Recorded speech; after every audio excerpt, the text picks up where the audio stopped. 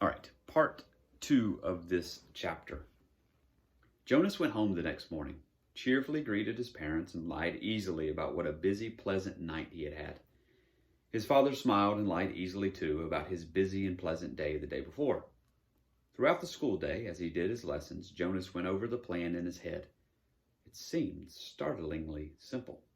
Jonas and the giver had gone over it and over it and over it, late into the night hours. For the next 2 weeks, as the time for the December ceremony approached, the giver would transfer every memory of courage and strength that he could to help Jonas. He would need those to help him find the elsewhere that they were both sure existed. They knew it would be a very difficult journey. Then in the middle of the night before the ceremony, Jonas would secretly leave his dwelling. This was probably the most dangerous part because it was a violation of a major rule for any citizen not on official business to leave a dwelling at night. "I'll leave at midnight," Jonas said. "The food collectors will be finished picking up the evening meal remains by then, and the path maintenance crews don't start their work that early, so there won't be anyone to see me, unless, of course, someone is out on emergency business." "I don't know what you should do if you are seen, Jonas. I have memories, of course, of all kinds of escapes, people fleeing from terrible things throughout history, but every situation is individual. There's no memory of one like this. I'll be careful. No one will see me. As receiver in training, you're held in very high respect already, so I think you wouldn't be questioned very forcefully. I'd just say I was on some important errand for the receiver. I say it was all your fault that I was out after hours," Jonas teased. They both laughed a little nervously, but Jonas was certain that he could slip away unseen from his house, carrying an extra set of clothing. Silently, he would take his bicycle to the riverbank and leave it there hidden in bushes with the clothing folded beside it. Then he would make his way through the darkness on foot silently to the annex. "There's no nighttime attendant. I'll leave the door unlocked. You simply slip into the room, and I'll be waiting for you." His parents would discover when they woke that he was gone. They would also find a cheerful note from Jonas on his bed telling them that he was going for an early morning ride along the river, that he would be back for the ceremony. His parents would be irritated, but not alarmed. They would think him inconsiderate, and they would plan to chastise him later. They would wait, with mounting anger for him. Finally, they would be forced to go, taking Lily to the ceremony without him. "They wouldn't say anything to anyone," Jonas said, quite certain. They won't call attention to my rudeness because it would reflect on their parenting. And anyway, everyone is so involved in the ceremony that they probably won't notice that I'm not there. Now that I'm a 12 and in training, I don't have to sit with my age group anymore.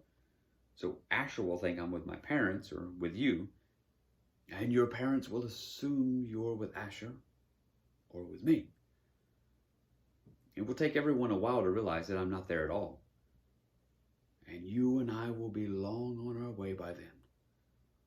In the early morning, the giver would order a vehicle and driver from the speaker. He visited the other communities frequently, meeting with their elders. His responsibilities extended over all the surrounding areas, so this would not be an unusual undertaking. Ordinarily, the giver did not attend the December ceremony. Last year, he had been present because of the occasion of Jonas's selection, in which he was so involved. But his life was usually quite separate from that of the community. No one would comment on his absence, or on the fact that he had chosen this day to be away. When the driver and vehicle arrived, the giver would send the driver on some brief errand. During his absence, the giver would help Jonas hide in the storage area of the vehicle. He would have with him a bundle of food, which the giver would save from his own meals during the next 2 weeks. The ceremony would begin with all the community there, and by then, Jonas and the giver would be on their way. By midday, Jonas's absence would become apparent and would be a cause for serious concern. The ceremony would not be disrupted. Such a disruption would be unthinkable. But searchers would be sent out into the community. By the time his bicycle and clothing were found, the giver would be returning. Jonas, by then, would be on his own, making his journey elsewhere. The giver on his return, would find the community in a state of confusion and panic, confronted by a situation which they had never faced before, and having no memories from which to find either solace or wisdom. They would not know what to do and would seek his advice. He would go to the auditorium where the people would be gathered still. He would stride to the stage and command their attention. He would make the solemn announcement that Jonas had been lost in the river. He would immediately begin the ceremony of loss. Jonas, Jonas, they would say loudly as they had once said the name of Caleb. The giver would lead the chant.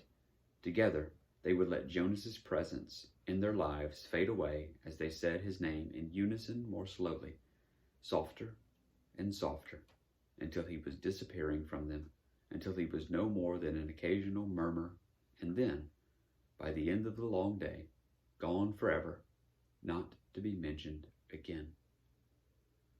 Their attention would turn to the overwhelming task of bearing the memories themselves. The giver would help them. Yes, I understand that they'll need you, Jonas had said at the end of the lengthy discussion and planning. But I'll need you too. Please come with me. He knew the answer, even as he made the final plea. My work will be finished when I have helped the community to change and become whole. I'm grateful to you, Jonas, because without you I would never have figured out a way to bring about the change. But your role now is to escape, and my role is to stay. But don't you want to be with me, Giver?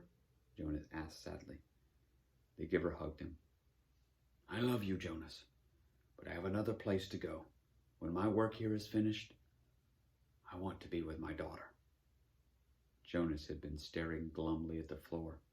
Now he looked up, startled. I didn't know you had a daughter, Giver. You told me that you had a spouse, but I never knew about your daughter. The giver smiled and nodded.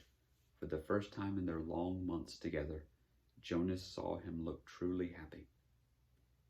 Her name was Rosemary, the giver said. And that's the end of that chapter.